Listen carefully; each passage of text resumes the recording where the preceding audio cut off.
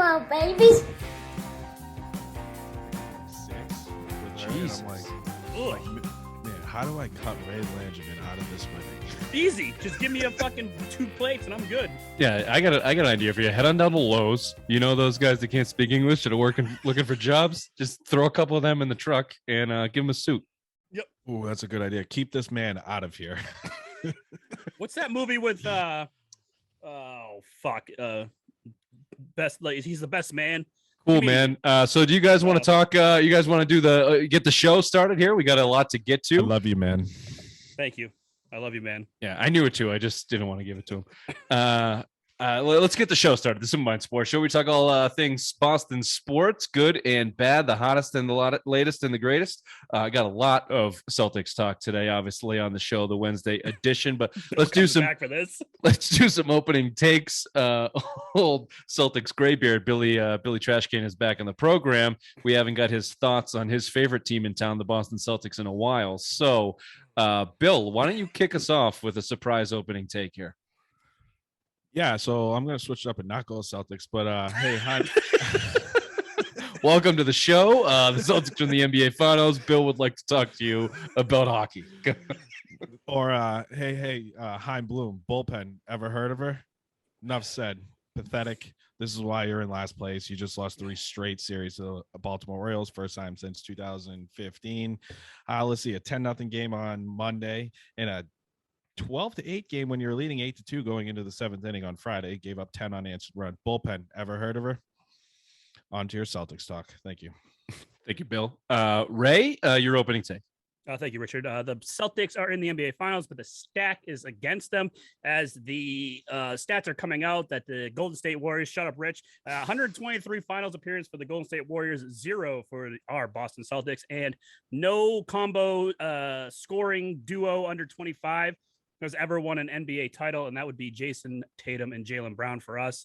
The others were Shaq and Penny, Hakeem, and some other guy. Samson. Thanks, Simpson. Ralph Sampson, and I don't know the third Samsonite. I was so close. What was the third one? I don't remember the third one. Bill, Who cares? Just keep going. Yeah, it's going to be a great win if we can pull it off, but everything is stacked against us right now. Well, I think what you meant to say is the stack is against us. The deck is stacked against us. That's what I meant to say. There you go. You get the looks. Oh, I got Rich's look. Even when he has sunglasses, I still saw it. Yeah, there's going to be a lot of the facial expressions today because this is. I will stick with Celtics here. Ray's looking ahead. I'll look backwards. The run the Celtics have been on 51-31 to finish the season. Halfway point was 20-21. They have the best record in NBA history of a team at under 500 at the halfway point. Whatever you want to make of that stat. Look, the Celtics have been the best team in basketball since that midway point in the season, and all they continue to do is prove these people that think the stacks are against them wrong. You took Kevin Durant out in a sweep. You took the defending champions and Giannis out in their building game 6 and then took them down in game 7. And then you just went out and took the number 1 seed and the best performer up until that point in Jimmy Butler. And you took them 3 games on the road in Miami when they had not lost yet in the playoffs, including a game 7 where 80% of the time the away team loses that game. Say what you want about those last 3 minutes. Look, the Celtics are doing it, and they're doing it their way. They're doing it with team basketball. So that stat of 25 under 25, Samsonite and Olajuwon, I don't know how much of that's going to come into play because Jason Tatum certainly has arrived as an all-around superstar, number 1 overall, all NBA. Wow. Jaylen Brown is up there in all-star performance. Took 3 seasons for you to finally admit that. And the team is playing the way they're playing, and Al Horford looks like a guy that spent an entire career to get here, finally did, and is looking to close the deal. And let's remember that the Celtics have played the Warriors tough for pretty much for the last 5 or 6 years. So 7 years. 7 years, 9-5. 7 years, 9-5. 9-5.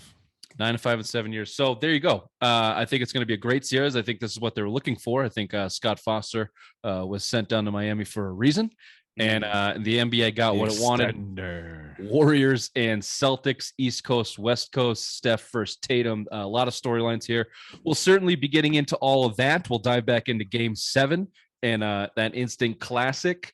And Celtics. A little Red Sox. Just a little teaser here because we still only got. Because Bill's back. I read the email. I knew it was coming. I would have not put a Red Sox take in there if I knew it was Celtics. Wow.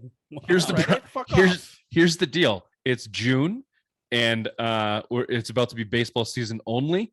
The Celtics haven't been in the NBA Finals for 12 years. Normally, this would just be Red Sox season. So we have to ease our way into this, especially with this shitbag team that they're throwing at us. So, just a little bit. And of course, Simplest Minds of the Week to end the show. So that's the show. Welcome to the Simple Minds Sports Show special Wednesday edition, because you fucks decided to record on Tuesday, which made me show up. So well done. Welcome. What's today? The 1st? June 1st? June 1st. Happy LGBTQ Community Day month. Coming from Ray, that means a lot. Welcome to the show. A lot.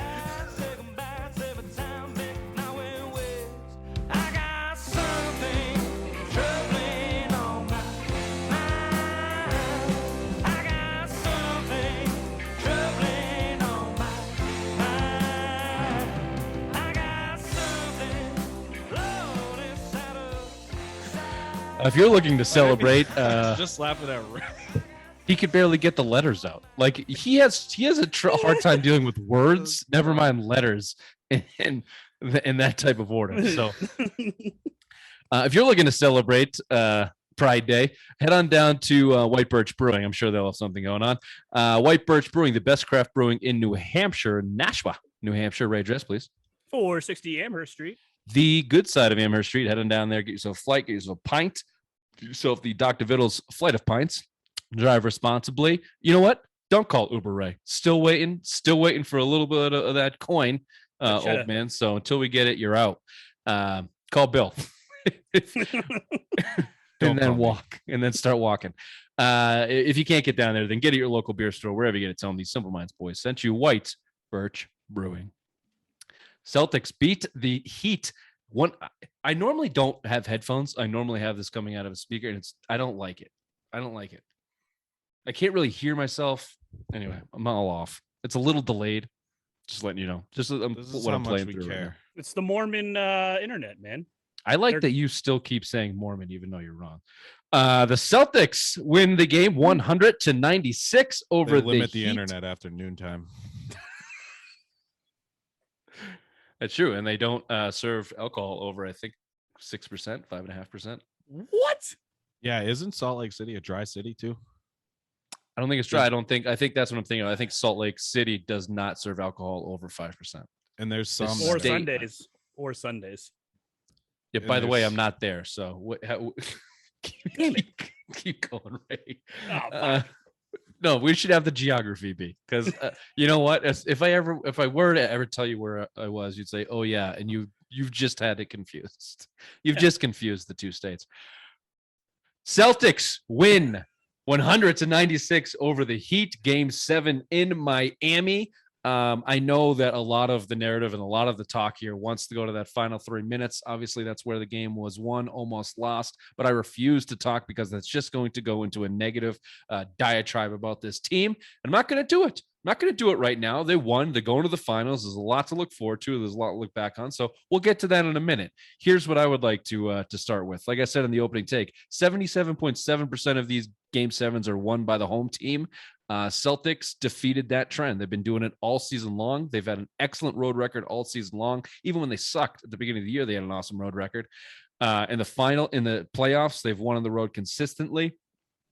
Game 7 was bucking the trend for the NBA, but not for the Celtics. They've been doing this a long time, all year.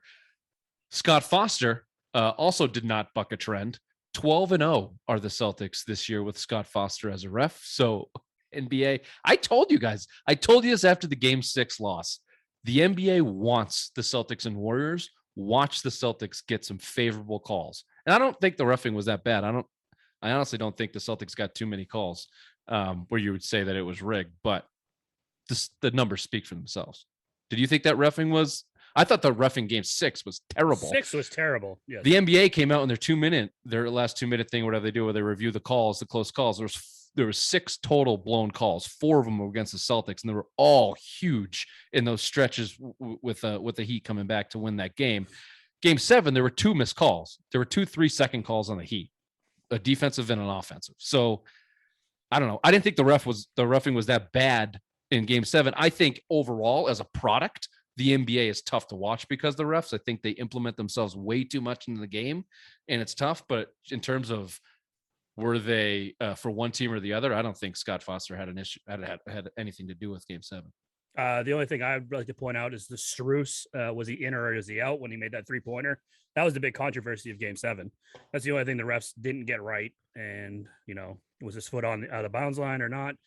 It looked like he was out. I'm a Celtics fan, so of course I'm going to say that. That's the only thing. That's where I fucking hate replay. And that's why replay has taken a lot of this shit out of the game, right? So the naked eye, he's on the line.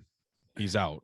Yeah. But if you have to, and I'll go back to what Edelman in 16 or whatever, the punt return or whatever game it was where it went through his fingers or yeah. So I go back to that where you have to zoom in to see like a millimeter if his foot was on the line or off the line. That's where I lose it on replay. Naked eye says he was on the line, period. And I know as a Miami fan, you're pissed off and you're looking at it, but again, you have to zoom in to see if his fucking his heel is hovering over the line. Yeah. I would have been sick of this bullshit. If that was a Celtics, it wasn't even a replay. They just looked at it like when the game stoppage and took the points off like several possessions later. Yeah, that was crazy. And the Game 6 version of that was when they reviewed the Jaylen Brown offensive foul just to review it as the refs. Like no one asked for that. There was no challenge.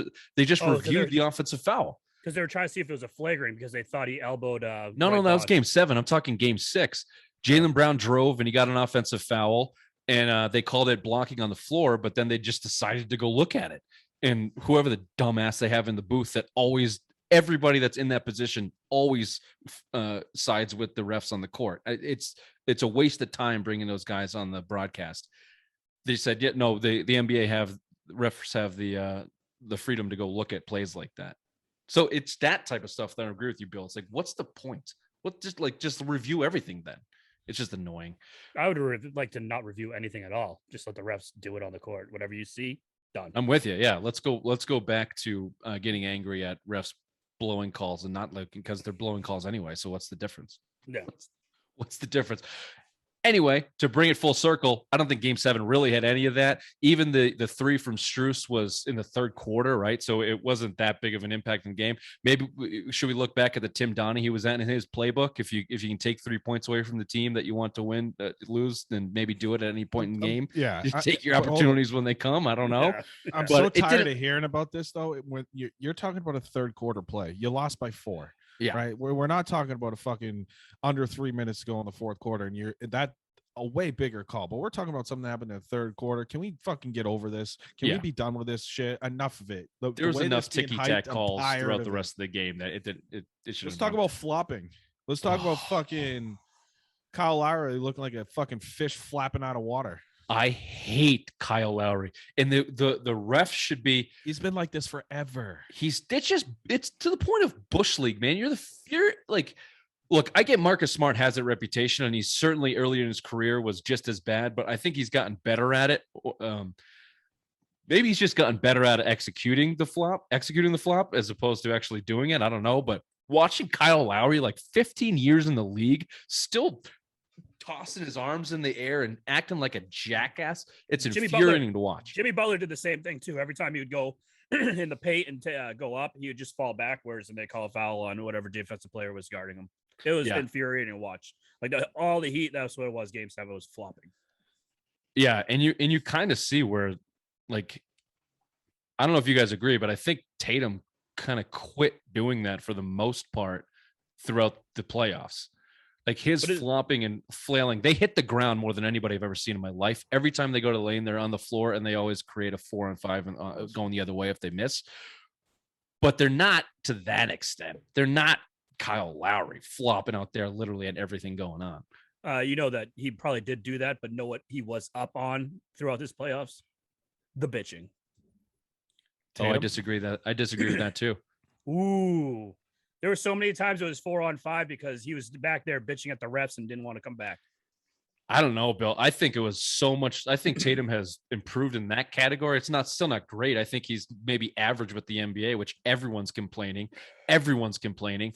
But compared to in the regular season or even earlier in these playoffs, like he was egregious. First play of the game, hands in the air, yelling at the ref in his face. Now I just think I've seen him intentionally internalize it, shake his head, and walk away. I've seen him do it.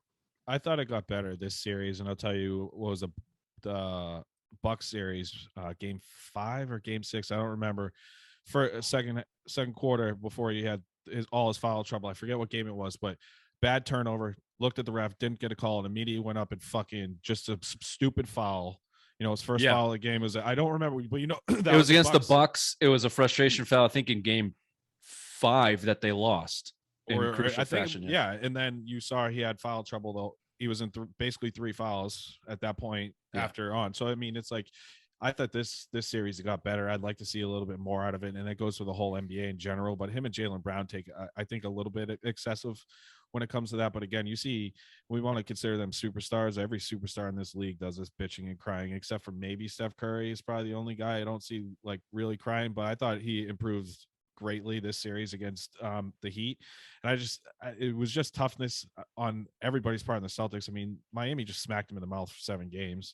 I mean, you had a right to kind of bitch and complain. I mean, there was a lot of calls going both ways, or not going both ways, I should say. And I thought this whole series did a good job of letting them play. I know early in the series, it was pretty gut wrenching to watch every couple seconds. Game 3, especially when the Celtics, game 4, you're looking at games where they're up 20. The real series was 5, 6, and 7.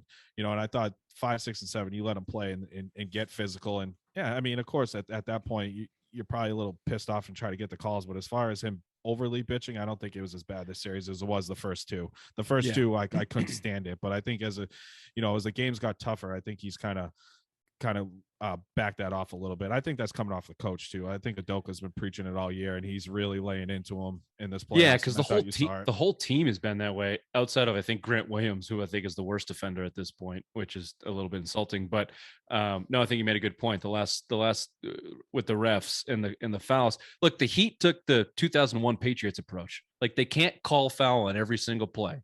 So just get out there and be physical and grab their arms and hack away and whack away.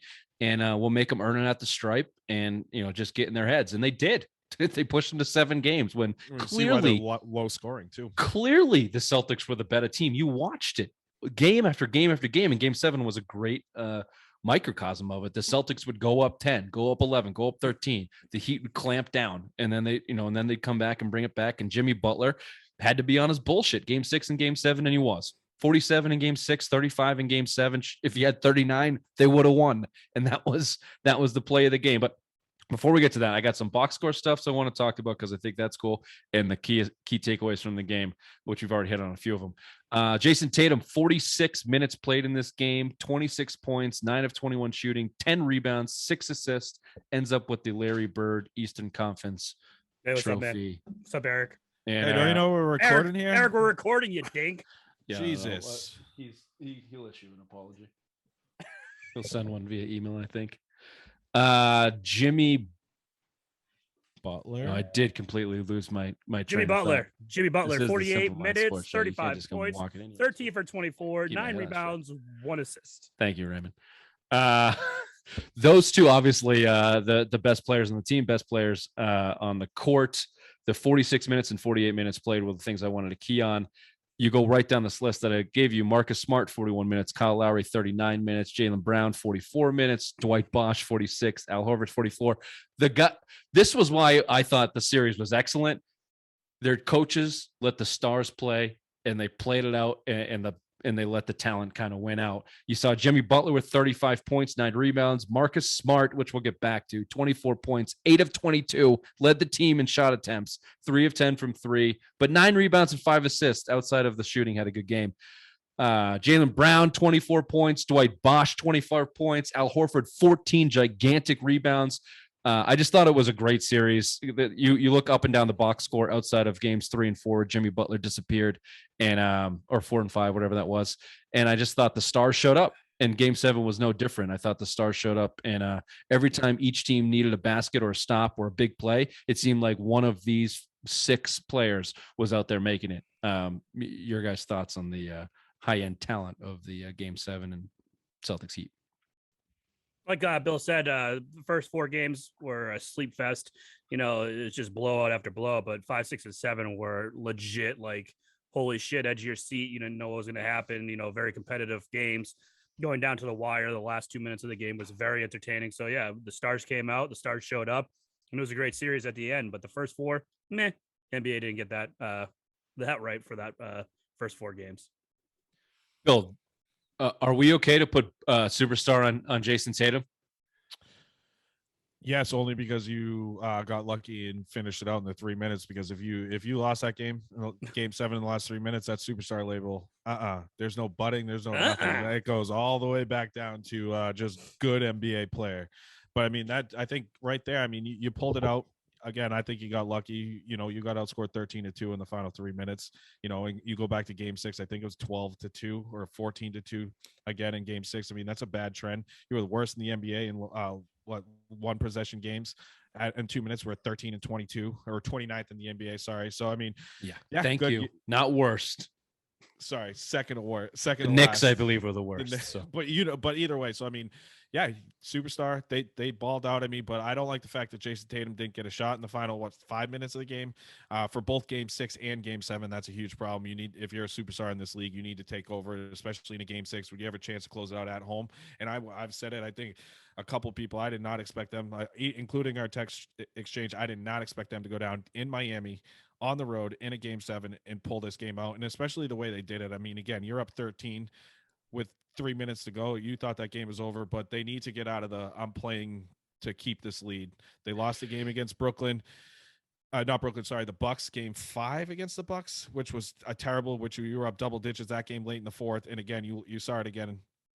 Miami with 3 minutes left. You're just trying to, hey, we're going to the finals, and then you just let Miami go on 11-0 run. But yeah, superstar label, Jason Tatum. They balled out. Yeah. They got Sorry to interrupt you. I just want to touch on this before we get to the last 3 minutes, because it is the most important part. But in those last 3 minutes and in those last crunch times in Game 6, you saw what the Heat did. So there's a couple things that.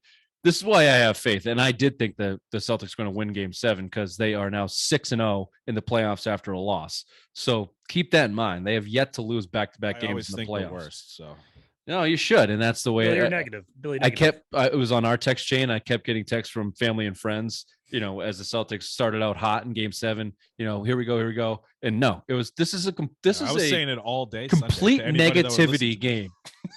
You shed no positivity in this game until the last whistle blows, and I was deemed right on that because it literally took until the last whistle, and it was like Ghostbusters when all the negativity was.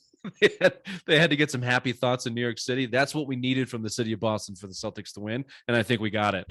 But in Jason Tatum superstar, look, I don't want to compare him to LeBron James. I don't, it's not fair to do those type of things. However, he's stacking up with some of these players. He's also playing in these crunch time situations like LeBron did early in his career, where he would make the right play, but everyone wanted him and needed him to take the shot because he's the best shot maker on the floor. He's 24 years old. I think it'll come. I don't know if it'll come in the finals, but I think within, before the next time they make the finals, Jason Tatum will learn how to handle a double team and not just pass to the right guy, but get a shot out of it, because that's what you need. Honestly, Marcus Smart went 0 for 5. He was the only guy to take a shot in the final 3 minutes. Jason Tatum should have had a triple-double based on purely the assist blown by Marcus Smart. And that just can't happen. After Marcus misses 2 of those, Jason Tatum, you've seen him rise up over 2 guys and shoot the fucking ball. So he needs to look. He got crapped on the beginning of it early in his career for hogging the ball and shooting too much. Now we're shitting on him for passing too much. It is a LeBron thing there. He'll figure it out. I have faith he'll figure it out because he has so far. Everything else in his career. Do you think he figures it out this series? He better. Well, you're not beating Golden State if he doesn't. I don't look we'll get to Golden State, but they have they were the Celtics and the Warriors were number 1 and 2 defense in the league this year. Their defensive efficiency is number 2 to the Celtics. but I don't think that they have the physicality or necessarily the personnel to do what the Heat or even the Bucks have done. They were a little bit bigger, a little bit stronger. I think the Warriors will be less. So yeah, maybe he'll learn to rise up above those guys because he's taller and bigger and stronger than most of them. But no, I don't think it'll happen in the finals. I think it takes an offseason to figure that shit out. Couple more key takeaways, and then we'll dive into the 3 minutes, and then the Warriors. Then we'll get to your Red Sox, Bill. Here's some other things I took away from it. The Celtics offense was pushed. You could tell every time they got the ball, they ran it over half court, which I love. That's the way they should play basketball all the time. Never mind against one of the top defenses in the league. And it seemed to work. Every time they did it, they punched out to a double-digit lead, and then the Heat made their comeback. Jimmy Butler cost Miami the series. Game 6 and Game 7, Game 1 and Game 2, he was Jimmy Butler. Those middle games where he disappeared and literally was just passing up open shots or airballing layups. Dude, yeah, especially Game 5, that was atrocious. Yeah, Fucking atrocious, dude. That was like him, Kyle Lowry, Matt. What was it? Strauss and Lowry, when it combined, they were like minus over 80. 21. They were they minus went over 84. 28 in 2 games. 28. Yeah, and they were a minus 84 combined. Bad. That is so bad. But yeah, it definitely was Butler. I don't know. I mean, he was playing hurt or what, his knee injury or whatever. But yeah, final shot. I mean, you could take into consideration if that costs them too. I mean, you're down 2 and you pull up with the whole lane in front of you, 18 seconds left of the game to shoot a 3. I don't necessarily hate that shot. I think he rushed it a little bit. As an outsider, you kind of look and say, hey, go to the basket. But at the time, go for the win. You're Jimmy Butler. You're having a great game. You just dropped 47 the night before. You're 35, 36 at that point. Just go for the game. And, it didn't work out their way. But, hindsight's 20/20. But you look at it and it's like, do you drive? You're going to probably get an and one. You're one of the best foul drawers in the league, especially going to the basket. So it's like, did it cost you there pulling up that 3? Yeah, might have. And that's saying something considering you had 3 shitty games in a row. Right. Well, that's my bigger point. That shot, maybe it cost him Game 7, but the 3 bad games in the middle of the series cost him more. He needed to show up. And obviously Kyle Lowry, who showed up again in 6 and 7 doing Kyle Lowry shit, he disappeared in the middle of that. But God damn it, I'm okay to reiterate, Ray, that we hate Kyle Lowry. First of all, he reminds me of you because he just kind of has that framework. And cunty. Yeah, you're muted still. But God damn it, is that a frustrating player to watch? God damn it, is that a frustrating player to watch? He's fat. He's fat and cunty, just like me. And yes, that's why, like, all my friends, like you guys, would be like, I like Ray, but you can see why the outsiders hate me. Well, you guys, you can stand me. I'm sorry, you can stand me, just like my wife. You could stand me, but like the outsiders, just like, how the fuck you guys even stand this? He's guy? like Marcus Smart for the Celtics, right? Everybody hates Marcus Smart around the league, and he's the same type player. But I like my analogy better. Yeah, cool. With less skill. Did you hear him after the game? I hate all 3 of you. This is a wasted season. Yeah, fuck you. It was. Fuck you, Kyle Lowry. Fuck you, Kyle Lowry. I have lost a lot of respect for Kyle Lowry. And also, people forget Kyle Lowry and DeMar DeRozan underachieved in Toronto for years. It took them trading and getting Kawhi Leonard on a heater to win that Toronto, and he bolted out of there as soon as possible and hasn't played since. So Kyle Lowry, Golden State got hurt. Durant was out, and Klay Thompson ruptured his Achilles. Yeah, Kyle Lowry, if not for that 1 year and everything falling his way, would be considered one of the on the biggest loser list, which coming soon. Social Hour, biggest loser list. We just have to confirm Bill's going to be here. Can we do it today? It's tough. Bill, he's in Utah. No, I'm not in Utah. I hate Kyle Lowry. I love Al Horford. 140 games played without a finals appearance. The number 1 overall. That's the number 1 in the NBA. Do not Google this, Bill. I see you. I see you fucking Google this. I'm working. Who's number 2? Who's number 2? Carmelo? I'll give you a hint. They were teammates. I know who it is. They're teammates. He already looked it up. I don't know. He looked it up. Watch him. He's gonna go. I think I thought it was Steve Nash. No, he's already doing it. Look, he's already. Steve Nash went to the finals, didn't he? No, so I thought it was Steve Nash, but I looked. It was Paul Millsap. Was number 2. It is Paul Millsap. Yeah, so I thought it was Steve Nash. Look it up. Fuck no you. shit. I just said I did. I said I thought it was Steve Nash when I read the email, so I went and looked it up. Steve Nash and Joe Johnson went 120. So I thought they were up there, but yeah, Paul Millsap. I mean, those fucking those Hawks teams, man. And Steve Smith? Phoenix. What? Wasn't Steve Smith? Steve Smith won a fucking championship with the Spurs. Come on, sit down.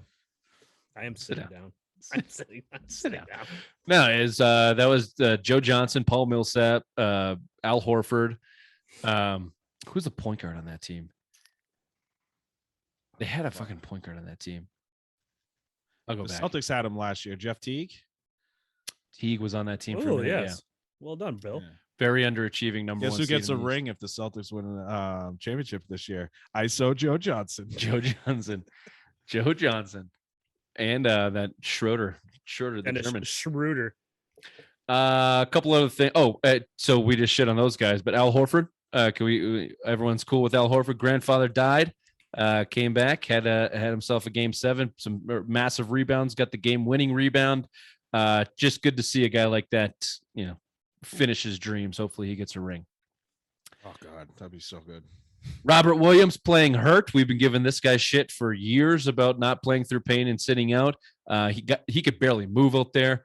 Still impactful defensively. Still got some offensive lobs and some rebounds there. So hat tip to Rob Williams. Will you do a hat tip to old Time Lord there? I've been the biggest Rob Williams fan on this show, so it's great. Yeah, because you guys smoke as much weed together. That's why. Jesus. And it's legal in the NBA now. He's also becoming one of the biggest offenders with the ref. God, Yeah. That guy's always complaining. Marcus Smart too. As much as we hate him, I mean, he could barely move out there with that ankle. He was gutting it out. I'm not missing any more games. Pretty much do whatever it takes to get on the court. I mean, those are your two best defensive players, first team and second team All NBA defense, and they're both grinding it out. So good to see. Good toughness. You absolutely like to see it. And it's going through the whole team. Okay, let's drill in on the last things in those final 3 minutes, because Bill, you've hit on it a couple times. We touched on it a little bit. Here's the biggest thing for me. I think Jason Tatum's making the right play, but it's going to the wrong guy, and they've done this all season long. And I don't know if it's a Smart problem. I don't know if it's an Ime problem. It's not a Tatum problem. That ball needs to get to Jaylen Brown. There's a reason you have 2 stars and 2 scorers on this team. Marcus Smart cannot lead the team in shot attempts. We've been through this. You lost 2 years ago to the same Heat team because of this reason, and you barely escaped. You barely escaped these playoffs with him doing the same shit, probably just because Tatum and Brown are that much better. So I don't know how you change that. I would still fucking trade this guy in the offseason. Show me the return. I'd still move him for this reason. 0 for 5 in the final 3 minutes with a 13-point lead blown, and you keep shooting Marcus Smart. Unacceptable. How many of those were 3-pointers too? 3, I think. Yeah. He finally tried to drive, and then he got blocked in the lane.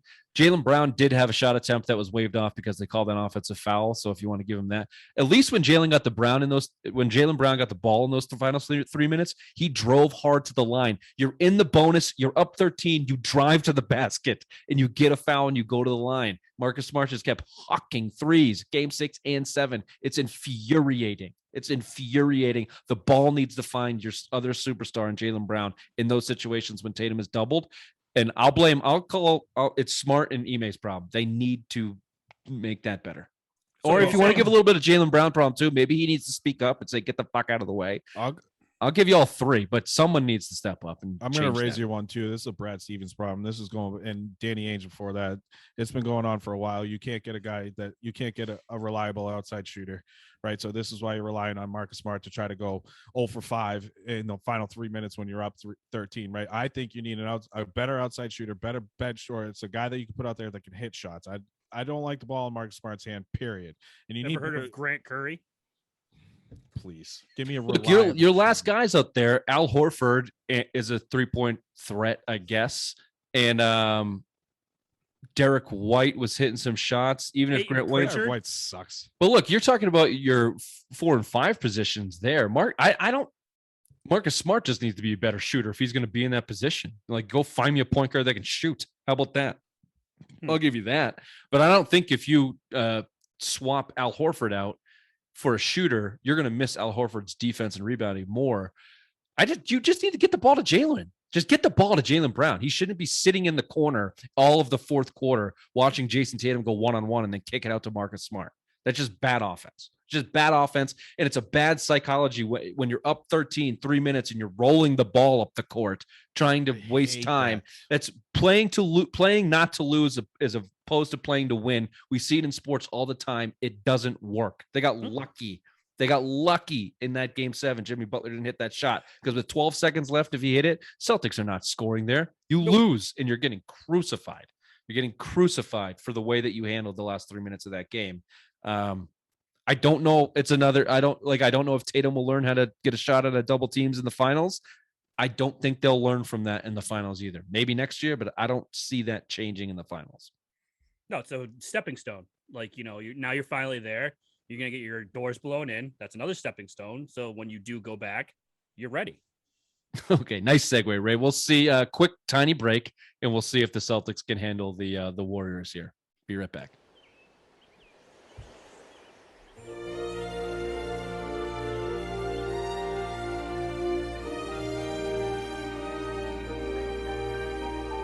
You going to get another one? Yeah, go ahead.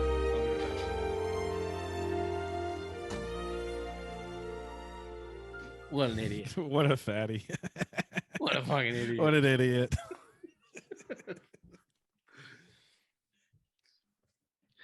Nice tush, fatty. Thank you. He purposely waited for you to get up and out of the picture to sprint over to his fridge. And now he conveniently points his camera that way so he can't see his fridge anymore. Nope. See, if you were on the show for the past month, Rich says this is a better view. I didn't say that. But also, because you see my Ray Bork signed jersey, Bill. See that? I got that just for you there. I'm gonna burn your house down. What's nice about the sprint though is we get to watch his titties bounce on the way back. Especially I'm down at cup size, so fuck you. I am. Yes, I am. Welcome back. Celtics Warriors game 1 Thursday night tip off in San Francisco. The Warriors are favored. They got a -60 on the series. Sorry, Bill. What was that? 9 o'clock. I hate these. That's so fucking stupid. Fuck the West Coast. I can't wait for California to sink. Celtics are 7-3 in their last 10 attempts. And what was it over? What was your stat, Raymond? For what? The Celtics and Warriors. They're 9-5 in 7 seasons. Okay. No.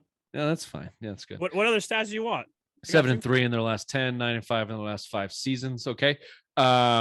Warriors, this is their 6th trip to the finals in 8 seasons. It's pretty good. Yeah, they're good.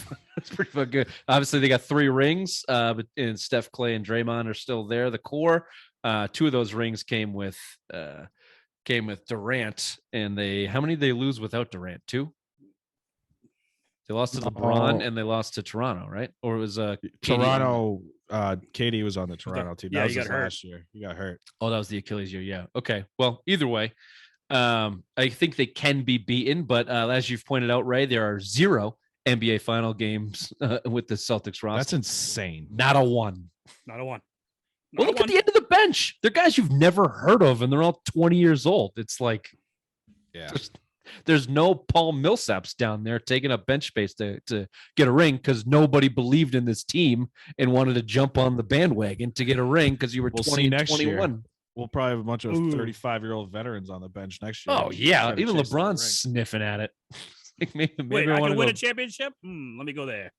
Let me drag these Tatum coattails to another ring. God, I can't wait to hate on LeBron on the Celtics. That's just best part awesome. though is the thing I sent you, Richard, before we go any further. KD and Kyrie did their little super team. They both left Golden State. KD and Kyrie left Boston to do that. Hey, how's that working out for you, douchebags? This team wouldn't be in the finals with Kyrie on nope. the Celtics. No team in the history of basketball will ever be anywhere close to the finals with Kyrie Irving on their team. Again. Mark that down.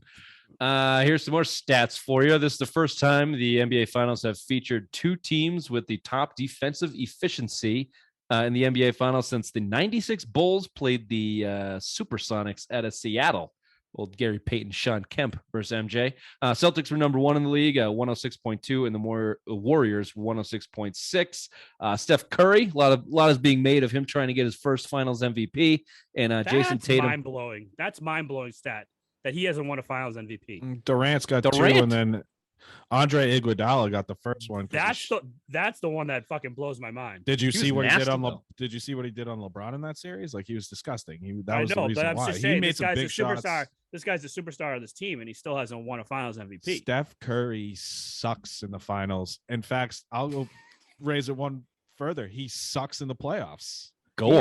He is not a big time performer in the playoffs. If you look at his regular season numbers and his playoff numbers, down across the board. Steph Curry, he's not a big time performer. I'm saying right now, look at the games that he's had in the playoffs. Especially in the finals. No, there's a reason why he hasn't won MVP. Golden State sweeps though. Fuck them.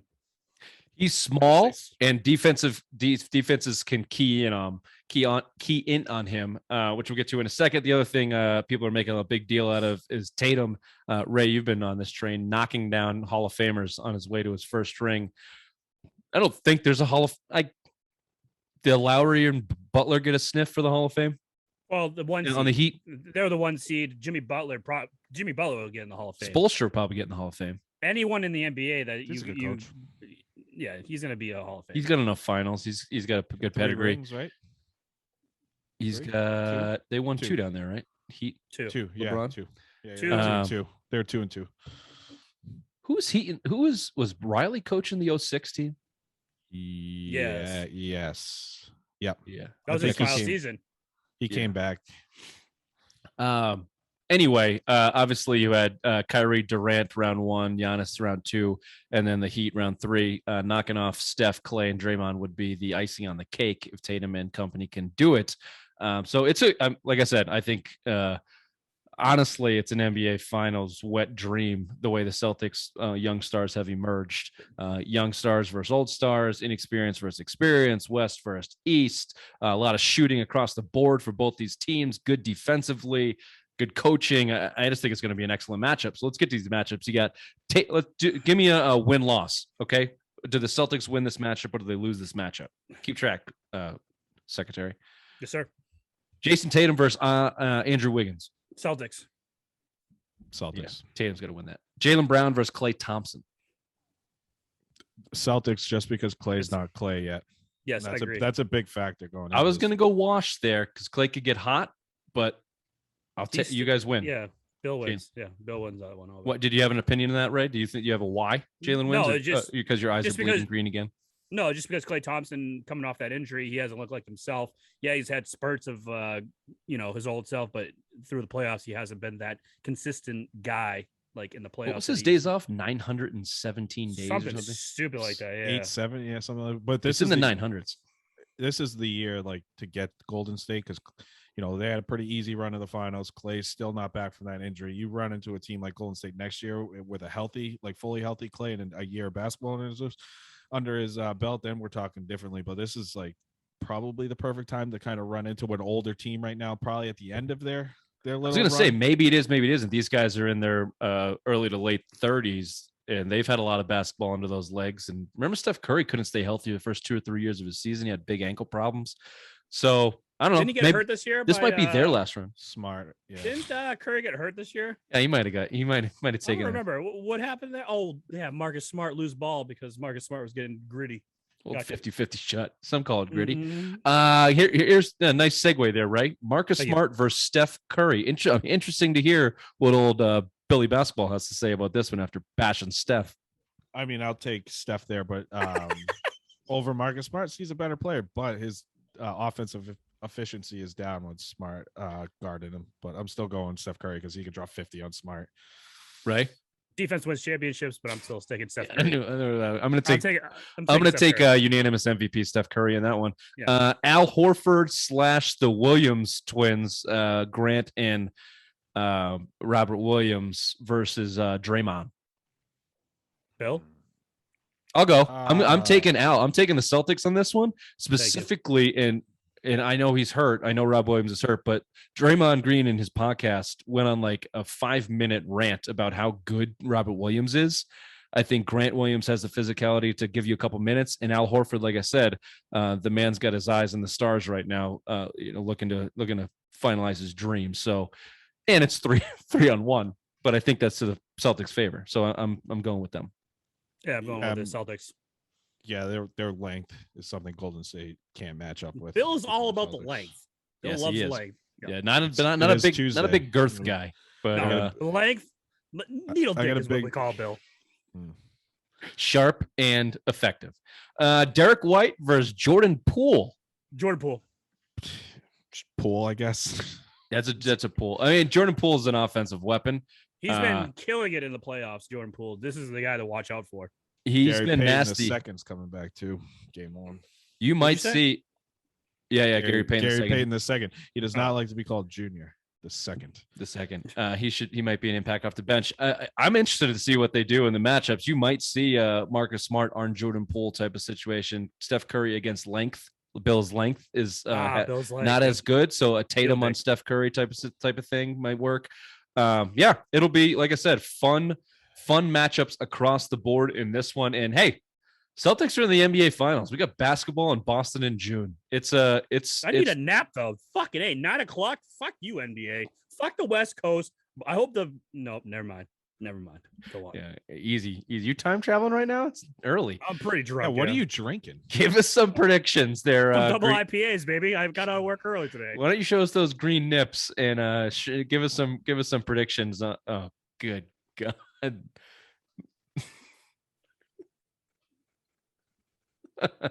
the old tiny nips of Goffstown make an appearance. Ray, why don't you give us a prediction on this series? Celtics in 6 and Banner 18 comes home, baby. Yeah, Boston green teamer all the way. I got my green teamer underwear.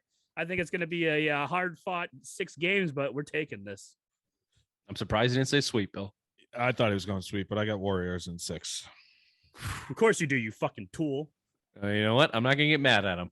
I'm not going to get mad. I'm also not going to say why I think he's saying Warriors in 6. I'm going to go change for my text exchange.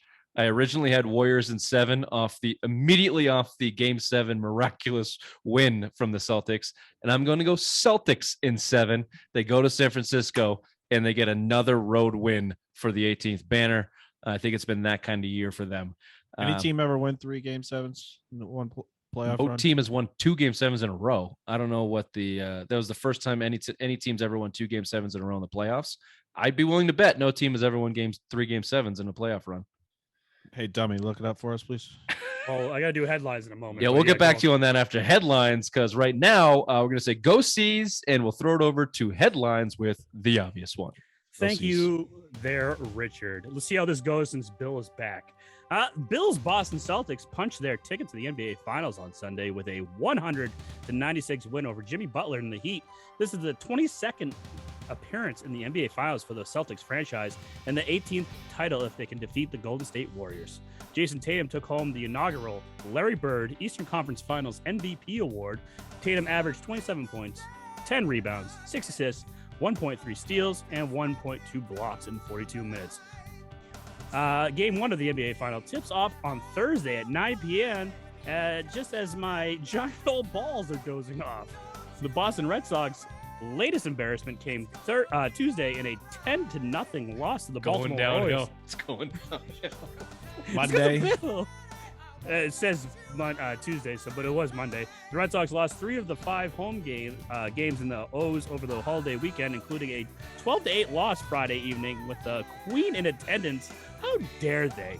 Luckily, his eyes were too full of love, aka copious amounts of booze and narcotics, to witness the 10 unanswered runs from the Birds. The Red Sox are now 23 and 26, 10.5 games behind the Yankees in the AL East. In Bruins news, Brad Marchand has undergone hip surgery and is out at least 6 months. We have word that thoughts and prayers have been sent from Irene, who has ample experience with hip injuries due to the years and years of Tuesday evenings. Also, Cam Neely continues to hide behind the veil of fake success and refuses to make any real necessary changes in the organization. The AHL Conference Finals matchups are set in the West. Connor McDavid and the Oilers taking on the Avs. In the East, the Lightning. Come on, buddy, you can do it. In the East, the Lightning are back to defend their title against the surging New York Rangers. I am Hockey Guy Ray, and the Patriots still refuse to coach Mac Jones. This has been headlines with the obvious one. Back to you there, Richard. Wow.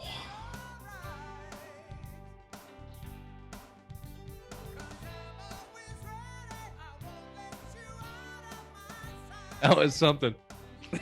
There's a lot there. It was. I had about a half of that, and then there was a lot of news today. So good job, Ray. Good job, Grammar Guru. Wow. Okay, I guess we have to talk Red Sox now, Bill. They I'm just were gonna mute going. myself. Yeah, take a break, Ray. That was a long-winded 5 minutes. Yeah, can you look up if any teams ever won 3 Game 7s in the NBA playoffs? Yep. I wish I could just take one box. We could just delete Ray from the screen right now, but I can't.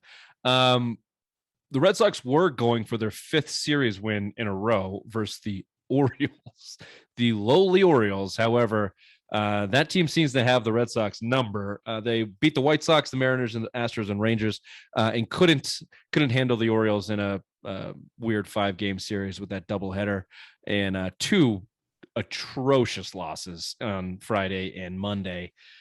I don't know. Here's what I have in those series. It looks like the bats heated up, and the pitching at best remains questionable. Obviously, we saw some pretty terrible displays, the worst displays of pitching from the Red Sox in that Orioles series. The bullpen is straight up laughable. Yeah, I forgot I wrote this. One word for you to describe the Red Sox mentality when they go in their bullpen and from the front office in their approach this season. Ryan Brazier. That fucking cock-neck son of a bitch was in that bullpen to start this season, and that's all you need to know of what they thought they needed to compete, or at least what they wanted to afford to compete. So, I don't know. Your thoughts there, Bill. Like, it's hard to get into the Red Sox. We're not even in June yet. It's May 31st. The Celtics are in the NBA Finals. It's hard to get into baseball this early, especially when your team sucks. So I haven't been paying that close of attention. But I know you've been a little bit closer. So your thoughts on that, unless Ray, you have an answer to our question. Yes, and how should we ever forget the Celtics in 2008? They played 26 games. They played 2 7-game series and 2 6-game series en route to the NBA championship. But that didn't answer our question. So no. So no team has ever. Yes, no. Jesus. But that's the closest. I'm just telling you. That's the closest that's happened. And that team. Atlanta, what was it, Atlanta and Philly? Were those was it Philly? Pistons. They beat the Pistons in 6. Pistons, yeah. Pistons they beat in 6 in that first round series against Cleveland. It was Atlanta. Atlanta won 7 games. Atlanta, Pistons, Cleveland. Atlanta and Cleveland won 7. Paul Pierce, PJ Brown, 4 for 4 in the fourth quarter. Come on, come on. Anyways. Let's bring the mood down a little bit. Bill, the Red Sox. The problem, all right, so you have the bullpen's the biggest problem on the team right now, right? I mean, I've been saying it since April. Once the warm weather hits, the bats are going to heat up, and basically you're seeing across the MLB right now, bats are heating up. Trevor Story just went on a torrid month of May, 9 home runs, I think, in like 10 games, 15 games, some ridiculous thing like that. But the biggest problem is you move Garrett Whitlock in the rotation now. Does not have 1 win since you've put him in the rotation. He was your best bullpen guy. You have no stopper in the bullpen. You gave up 10 unanswered runs Friday night. I left the game in the 7th because I want to go home, watch the Celtics, hopefully go to the NBA Finals, which that didn't. I got the tickets last minute. They were cheap. I didn't Queen never pays for anything expensive. I didn't spend hundreds of dollars. I'm like, you know what? I want to go watch the end of the Celtics game. Let's get the fuck out of here. I get home and it was 12-8. I'm like, you got to be fucking kidding me. It's a huge problem. How intoxicated were you at that Red Sox game? Because when I saw the pictures, those photos would not show well in court. I tried to keep my sunglasses on. We'll just put it that way. She's like, why are you wearing sunglasses? It's like, looks like it's going to rain. I'm just like, leave me the fuck alone. Let me Don't worry about it. I need these sunglasses. Whenever he does the head tilted thing and takes pictures, you know he's fucked up. Yeah, I was feeling good. That's okay. It was a good day. Except for the Red Sox. Yeah, those 10 unanswered. You won 4 series in a row. You didn't sweep any of them. You're chipping away, I guess. You're 10.5 back of the Yankees still. You still got a losing record. There's not a lot of hope on the horizon. What the Winchowski kid do this weekend? Not good. Yeah. 3 or 4 runs in 3 innings. I mean, I was watching him. It was 2-0 in the second. He had 50 pitches before he got out of that inning, so he didn't last long. I mean, everyone keeps talking about, some of your top end talent in the farm system is the pitching. Brian Bello, we haven't seen him yet. Bello. Mata. Bello. The Mata supposed to come back rehab. Tommy John, he's hitting the hundreds. Jay Groom's still down there, but we haven't seen these guys manifest any. Connor Siebold, who we've been looking at since the Heath Hembry trade and back then, whatever the fuck, I forget the other guy's name, but anyways. Workman, yeah, came in Nick Pivetta and Siebold. We're hoping these guys made that jump, and at this point in time, you need it. The Rich Hills of the world are going 4 innings. Nick Pivetta, thank God, the last few starts has been a godsend for them, going long in games. Even Evaldi's been hit or miss lately. Rich. He had a complete game on Sunday. I think it was Sunday for the first game of the doubleheader, which was nice. We know what Evaldi is. Evaldi's good for every fourth game getting shelled. After that, you have nothing after that. You don't have a stopper in the bullpen. Your stopper in the bullpen is your 5th starter right now, Garrett Whitlock. Move his ass back to the bullpen. As much as I like this kid, I like him starting, but at some point, for the better of your team, bring up one of these kids and let one of these kids try to produce. And then move Whitlock back to the bullpen. He needs to be your closer. He needs to be your Andrew Miller out there, long relief, closing something. Give him in the most impactful innings in the game. That's what you need to do, because right now you absolutely, sorry to interrupt you, but there's absolutely no reason whatsoever for Garrett Whitlock not to be in the bullpen for this year's club, other than Chaim Bloom and management continually to do nothing but think ahead. And if they think Garrett Whitlock is a starter in this league and they want him stretched out and they want the experience and they want that third pitch to come along in the starting rotation so he can be your number 2 or number 3 guy moving forward for years to come, I would say that that's a mistake from Chaim Bloom, continually always doing nothing but looking towards the future and not paying attention to the here and now. Because if Garrett Whitlock was in that bullpen, you're 5 or 6 games above 500, still in the wild card talk, and you're still, sniffing the Yankees in the division. If you can get hot, if Chris Sale comes back, you can talk yourself into the things that we're saying. But right now, the way the bullpen has blown games, I can come up with 5 or 6 games that are purely reliant on that 7th, 8th, 9th inning, or 6, 7, 8, 9, and whenever that next time their opponent's lineup come up and destroy them, being effective if Garrett Whitlock was out there. So I think a lot is falling on Chaim Bloom, because that's not an Alex Cora decision. You think Alex Cora is the baseball guy that he isn't seeing that and going, I mean, he talked about it at the beginning of spring training. Garrett Whitlock is a weapon in the bullpen. He said the words, I think, verbatim. So I think it's coming from up top. I think they're trying to get this guy into a starting role. Maybe they're looking ahead to next season, Bill, where the rules are going to change. Shifts are going down. They're going to try and get the game back to what it used to be. Maybe they're looking at him as more value in the starting lineup next year. Meanwhile, you were 10 games under 500 at one point because you took your best pitcher out of the best role he was in. So you have to blame a lot of it on management, I think. Yeah, and also not addressing your bullpen and then getting the scrap heap. Michael Wacha has been okay. Waka. But you've seen his last 2 starts coming off the DL, 4 innings. Baseball raised input comes in bursts, and I have a question when you're done this take. Yeah, but this is it goes back to pitching as a whole. You went to the scrap heap. Your 3 starters: Rich Hill, 42 years old, throws 2 pitches. You get lucky if you get 5 innings out of him. Michael Wacha started off hot, but now you've seen him come back from DL, 2 bad starts, and then James Paxton, who you're hoping coming back off a second Tommy John that you're going to get anything out of him in the second half of the season, and then again Chris Sale.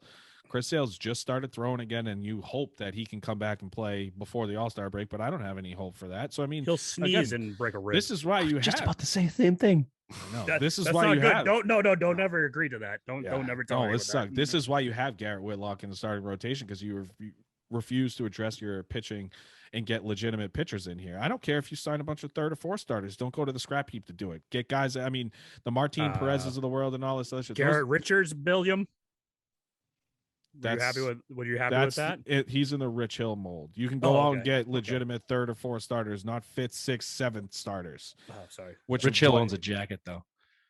Oh, cool. Thank God. Thank God. Quickly, no, you're right, though. You're right. No, but to finish Bill's point before you say something stupid, Ray, what your point is, and piggybacking on mine, that's management. It's the way that they have looked at and approached this team. Last year, they caught lightning in a bottle. I tooted myself through that entire season just because I threw positivity at them at the beginning of last year's season, just to throw positivity at them. And I got lucky, just like they got lucky. It's not happening this year. It's just not happening. They don't have the horses. You don't have Matt Barnes loading his hand with sticky icky, throwing 12 to -6 curveballs anymore. I'm sorry, you just don't have it, and they didn't approach this offseason. They did nothing. They did absolutely nothing this offseason. It was a panic move and a pressure move to go sign Trevor Story to push Bogarts out of town, and hopefully that it's just everybody should be hard on this Red Sox management. Raymond. First of all, Liverpool's in the Champions League final, so that's probably why they did nothing. But quick question for you both. No, they're in they haven't played yet. Adley Rushman from the Baltimore Orioles, the catcher, the first overall pick in 2019. Do you think this is going to make the Red Sox be the last place team in the AL East? Because ever since this kid came up, they've been surging as of late. No. So stick around for Simplest Minds of the Week. We'll close out the show. This guy reminds me of Bryce Harper, the way they're putting stock into this kid. I picked him as my AL Rookie of the Year, but he's not gonna. See, look at that. But he's not gonna. He's a catcher. Is not going to make or break your team. I don't know. They're playing around. Especially, they're playing well. Here, let me answer your question. Especially a first-year catcher who will probably not hit well. The Baltimore Orioles catcher is not going to be the reason the Orioles are not in last place. The Red Sox are going to be the reason the Orioles are not in last place. Well, I'm just saying because the Orioles are going to actually start winning games. This is what happens when you think about baseball. Are you stupid or something? I'm as stupid as stupid does. Speaking of simple-minded, folks, here's a couple candidates for Simple Minds of the Week. Let's start with this guy, Tony Flam. Slaps Jock Peterson over some fantasy football debate. Who's got this story? Who's got the backstory in this one? I do. It says Giants outfielder Jock Peterson said he was slapped in the face by Reds outfielder Tommy Pham during an altercation in the outfield during batting practice over a disagreement that began when Peterson was accused of cheating in a group text exchange concerning their fantasy football league. I like it. I like it. How dare you? That and then he made fun of the Padres, who a fan was a part of last year, and that's where the slap happened. Got suspended 3 games by the Reds, not by MLB, the Reds. So it just cost yourself 3 game checks. So nice job. I blame Will Smith. The open hand slap has just become very popular. Yeah. Very popular. All right. Candidate number 1, the open hand slap over a fantasy football debate. Second one, and probably the winner, something called Jason Stewart lit up a joint and explain this to me a little bit more, Bill, as we go. A fan-controlled football league after he scored a touchdown and the team immediately cut him, or did the fans cut him? Give me this story, please. I think that the team cut him. It's a fan-controlled league. Michael Vick's part of this league now. Terrell Owens is part of this league. Johnny Manziel. It's basically like an indoor football league, but fans control it. I think fans call you the can plays. Make the plays. Yeah, stuff like that. So he threw a touchdown pass, and to celebrate, he lit up a joint. I believe he was in Vegas, I think, and lit up a joint. And next thing you know, a few days later, he got cut. Everyone loved it. I mean, again, who gives a shit? It's fan controlled. You're supposed to be, living up to the fans, but still, to get cut for that, I mean, it's obviously not a good look. And way to go. You had a job. Probably one that didn't pay much, but at least you're playing football professionally, I guess. And this is how you lose it, by smoking a joint. Nice job. On the field, yeah, not like at your house. Was it like just on the field? Who was it? Who had the cell phone in his sock? Joe Horn. Joseco. Oh no, yes, Joe Horn. Yeah, Joe Horn for the Saints. Where was the joint? I don't know. I think either a fan gave it to him or what, but he just pulled it out, lit it up on.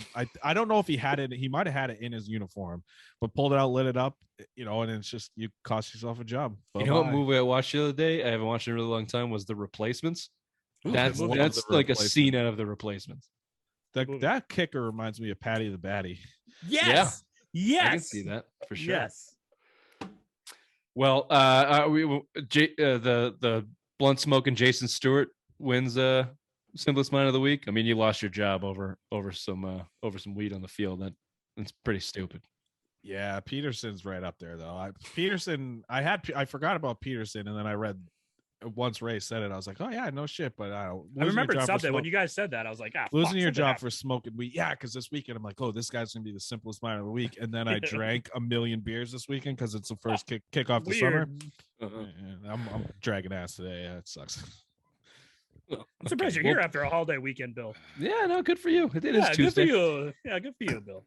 Good to have you Sunday back, stuff. Queen. Thank Again, you. congratulations, boys, on season number 3. Thanks for everybody Well, listening and contributing. Congratulations on your nuptial or engagement, Billiam. Yeah, Thank you as well. Keep that in hush hush. We don't want It's angry. Facebook official. We don't want angry female emails with the Queen off the market. That's the show. The That's news the to Irene tonight. I mean, it might be. It's Tuesday. I forgot. Yeah, that's gonna be rough, man. My back is already hurting. So Although I'm I did tell her dreading. they were very happy for you. They're both parents were very happy. Good. You told her that Tuesdays are still on though. No, of course, of course. Yeah, why would that ever stop? Wouldn't. That's Zoom on Sports Show Wednesday edition, June 1st, 2022. We'll see you next time. Bye bye. Bye bye. Bye bye.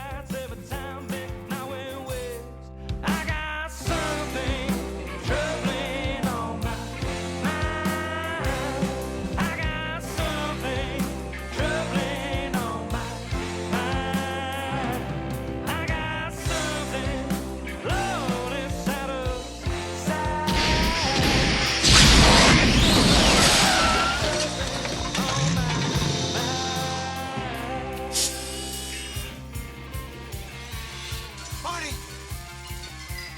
You've got to come back with me! Where? Back to the future! Are you on location? So you got to be incognito. Undisclosed. Whose voice is that? Undisclosed location. Hold on, I'll make it easier for you. Sweet picture. Nice picture. Thanks. Billy Love Boat. Billy Love Boat. Old Billy Love Boat. Can I ask a question, Bill? Go ahead. After all the years that I've been complaining about being married, what the fuck made you decide to do it? I don't know. Money. Insurance. I have my own. It was the money. You got to sell Queen's Landing for a song and go live free in some broad's house. Damn it. Have Genius. you not Genius. seen the double closet? Click Unbelievable. clacks. All the click clacks are in there. That's worth the matrimony in itself. That's True. right. Very true. Bill, welcome back. Thank you. You're very loud. Get used to it. All right. Pitch tits. What do you want me to say? I'm on location. This is what we got. Good. I think you're perfect. You're perfect. Thanks, You're looking Ray. good. You're looking good. Yeah, it's this new ring light thing that Ray has apparently decided to completely neglect all illumination in his podcast studio. They're all on. But this Both of them fucking are thing is bright. This thing is Is it the I one don't that have was- any- it's like I don't have any light on either, but I have these things called windows in my podcast studio where Ray is in the dark, dirty basement. yeah, sweet bedroom with the folding table. It's all right. Sorry, Rich. Sorry. hold dare. open. You make do with what you got. Beep. Bill hasn't been here in a month, and he wasn't even the one to land that beep. So good for Sorry. you. Good for I'm you, sorry. Dr. Doughboy. And you would think now, 3 seasons into the show, you would know what you can and cannot say. Yeah, It read slipped a out. book, dummy. I've been drinking. I'm sorry. It slipped out. It's okay. Cheers, boys. Cheers. Season 3. Bill is not only still alive, but he's also still on the show, and as previously mentioned, soon to be Mrs. Queen. I can't wait to get blacked out drunk at your wedding. Yeah, you want to be in it? Yeah. Ooh, is this the official invite? Wow, that was beautiful. We'll cut that. We'll cut that. Thank you. We'll cut It's that. not an official. No. That's terrible. It's- That's everyone's. I've been going over the list in my head because I think I need like 6 with her, and I'm like, Ugh. man, how do I cut Ray Langevin out of this wedding? Easy. Just give me a fucking 2 plates and I'm good. Yeah, I got an idea for you. Head on down to Lowe's. You know those guys that can't speak English that are looking for jobs. Just throw a couple of them in the truck and give them a suit. Ooh, that's a good idea. Keep this man out of here. What's that movie with oh fuck best. Like he's the best man. Cool, I mean, man. So do you guys want to talk? You guys want to do the get the show started here? We got a lot to get I to. love you, man. Thank you. I love you, man. Broken glass beneath my swollen feet. I got a future for memories. Born under a bad moon in a little Texas town called Cut and Shoot. None of me say so. Nothing you can do. 'Cause I got something troubling on my mind. I got something troubling on my mind.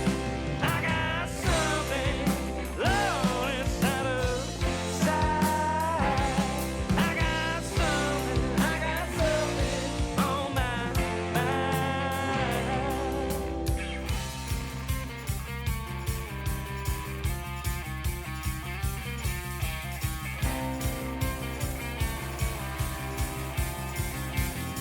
Turn it up.